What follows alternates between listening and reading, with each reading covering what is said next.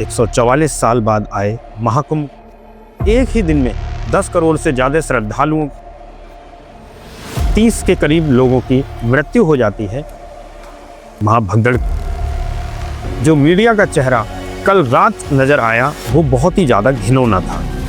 सुधीर चौधरी हो, श्वेता सिंह हो, अंजना ओम कश्यप हो या कोई भी हो, सब ने मिलकर केवल एक काम किया। से मीडिया दिल्ली के इशारों पर काम करता है, भारतीय मीडिया भी दोषी है।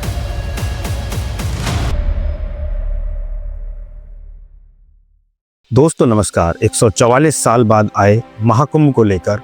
13 जनवरी मकर संक्रांति से लेकर और कल जब तक महाभगदड़ की स्थिति मची है, भारतीय मीडिया ने बहुत ही ज़्यादा प्रोत्साहित कार्य किया। पूरे हिंदू धर्म को एक सूत्र में बांधने के लिए भारतीय मीडिया ने दिन रात एक कर दिए और जितना प्रचार शायद योगी सरकार ने नहीं किया था, उससे ज़्यादा प्रचार भारतीय मीडिया ने कुंभ में लोगों के पहुंचने के लिए, मौनी अमावस्या के स्नान के लिए और वहां पर एक ही दिन में 10 करोड़ से ज़्यादा श्रद्धालुओं के आने का अनुमान बताकर लोगों के अंदर जितना उत्साह भारतीय मीडिया ने भरा वह काबिले तारीफ है। लेकिन जब मौनी अमावस्या की रात वहां पर भगदड़ की स्थिति मच गई और उस स्थिति के बाद वहां पर 30 के करीब लोगों की मृत्यु हो जाती है, तो उस मामले को भुनाने के लिए जो मीडिया का चेहरा कल रात नजर आया वो बहुत ही ज़्यादा घिनौना था। आपको मेरी बात शायद अजीब लगेगी, लेकिन अगर आप मेरे दृष्टिकोण से देखेंगे तो आप ये पाएंगे कि भारतीय मीडिया बिल्कुल भी विश्वास करने योग्य नहीं बचा है। वही भारतीय मीडिया जो पिछले 15 दिन से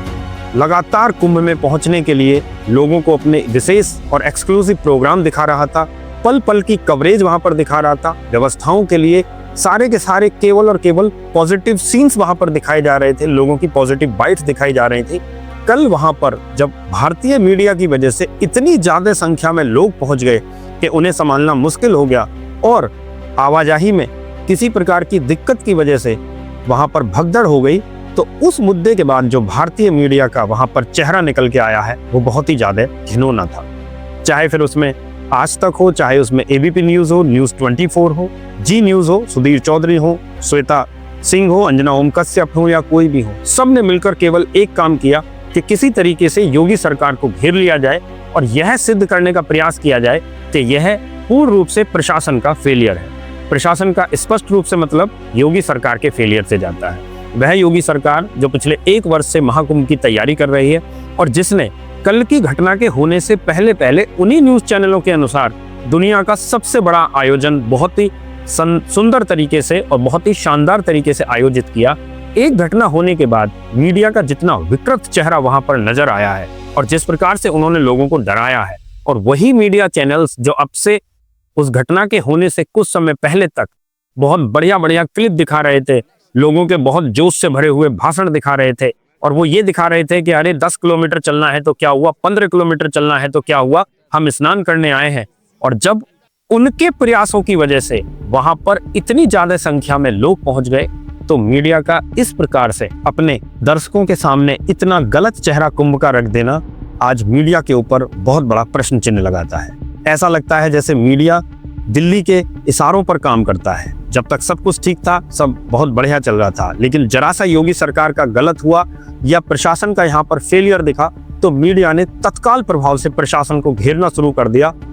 और उसको पूर्ण रूप से दोषी ठहरा दिया। अगर मेरे दृष्टिकोण से देखा जाए तो इस पूरे आयोजन में जो कल घटना कुछ भी हुई है उसके लिए अगर प्रशासन दोषी है तो प्रशासन के साथ साथ भारतीय मीडिया भी दोषी है। जिस प्रकार से भारतीय मीडिया ने इस मामले को बहुत ज़्यादा उछाला है, जिस प्रकार से भारतीय मीडिया ने कल की घटना के बाद लोगों के दिल में कुंभ के प्रति डर का माहौल पैदा कर दिया है और जिस प्रकार से भारतीय मीडिया इस मुद्दे को भुना रहा है, वह निश्चित रूप से सनातन की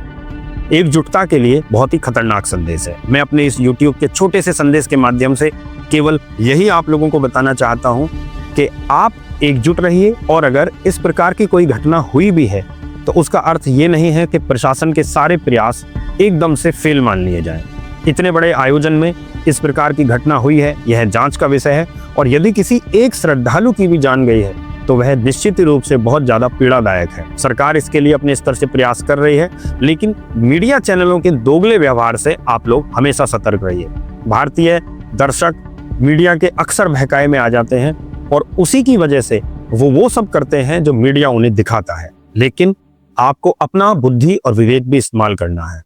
मौनी अमावस्या का स्नान जब तक नहीं हुआ था तो उसको ऐसा स्नान और संगम नोज पर ही वो स्नान करने के लिए मीडिया पूरी स्टोरी चला रहा था। लोगों के दिलों में इस प्रकार की भावनाएं जागृत करी गई कि यदि आप मौनी अमावस्या को संगम नोज पर जाकर स्नान नहीं करते हैं या कुंभ में जाकर स्नान नहीं करते हैं तो आपका जीवन ही व्यर्थ है और 144 सालों में ऐसा मौका दोबारा ना आपको मिलेगा ना आपकी संतान को मिलेगा। लेकिन जैसे ही भगदड़ मची, आपने वहां देखा होगा जो अखाड़ा परिषद के अध्यक्ष हैं रविंद्र पुरी, उन्होंने भी कहा, तरह उसके बाद संतों की तरफ से भी यह निवेदन जनता से किया गया कि जिसके पास जहां गंगा हो वो वहां नहा सकता है। यह बात पहले भी बताई जा सकती थी, लेकिन मीडिया तथा कहीं ना कहीं इसमें प्रशासन की कमी है। परंतु जिस प्रकार से मीडिया ने मौनी अमावस्या के स्नान को इतना ज्यादा बृहद तरीके से स्केल कर दिखाया, लोगों के अंदर उसके प्रति आकर्षण और जागरूकता बनना स्वाभाविक था।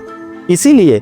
यदि कल कोई घटनाक्रम हुआ है तो उसके लिए अगर प्रत्यक्ष रूप से प्रशासन दोषी है तो अप्रत्यक्ष रूप से भारतीय मीडिया भी दोषी है, जो पल पल अपना पलड़ा बदल लेते हैं। ये लोग